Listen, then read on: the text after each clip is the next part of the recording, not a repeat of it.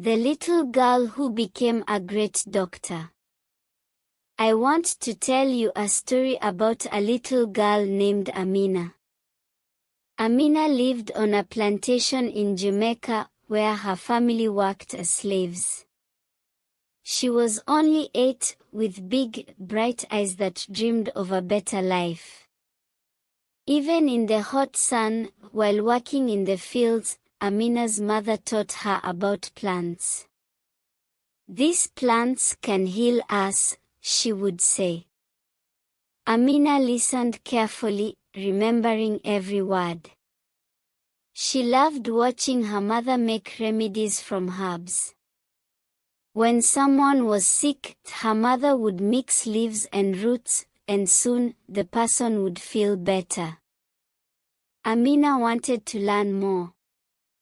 One day, while picking guava fruits, Amina overheard a group talking about a doctor who helped sick people nearby. His name was Dr. Samuels. "He can heal anyone with his knowledge," one man said. Amina thought, "I want to be like him." After that day, Amina dreamed of becoming a doctor.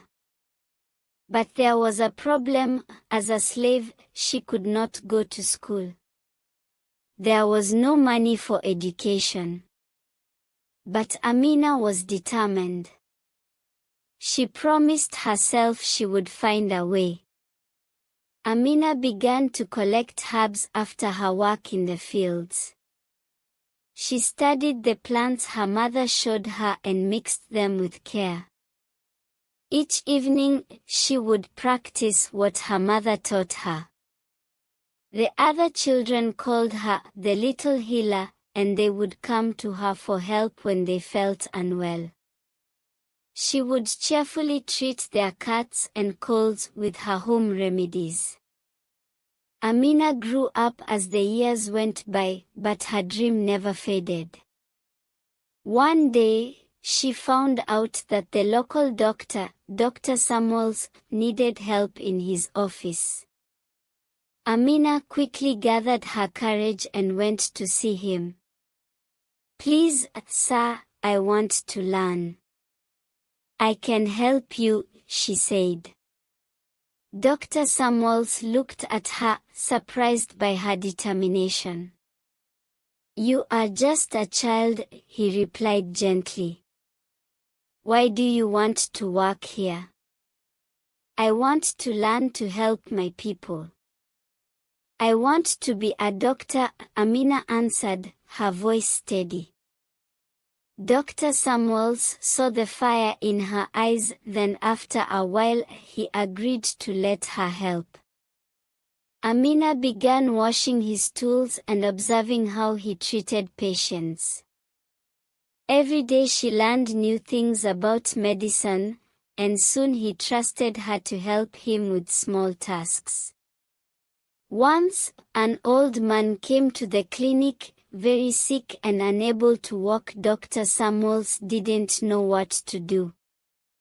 Amina remembered the herbs she collected and quickly suggested, "What if we use the ginger root to help him?" The doctor agreed, and they made a strong tea from Amina's remedy.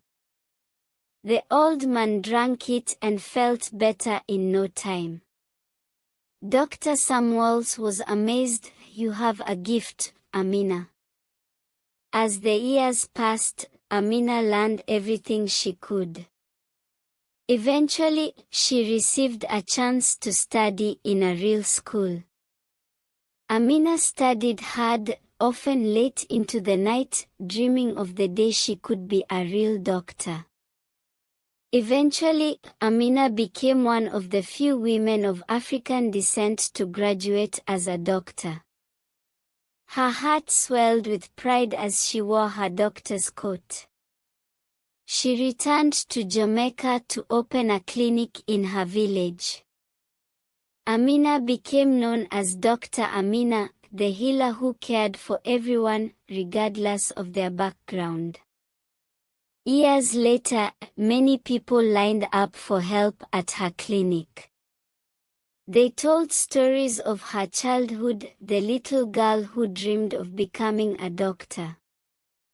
Amina always remembered the joy of helping others and never forgot her roots. She made sure to teach new generations about the power of plants and healing.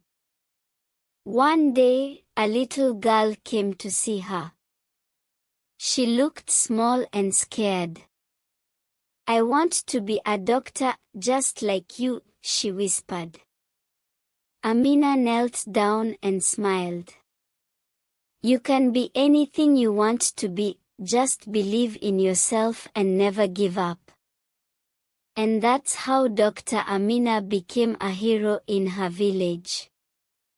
She changed many lives, showing everyone that dreams can come true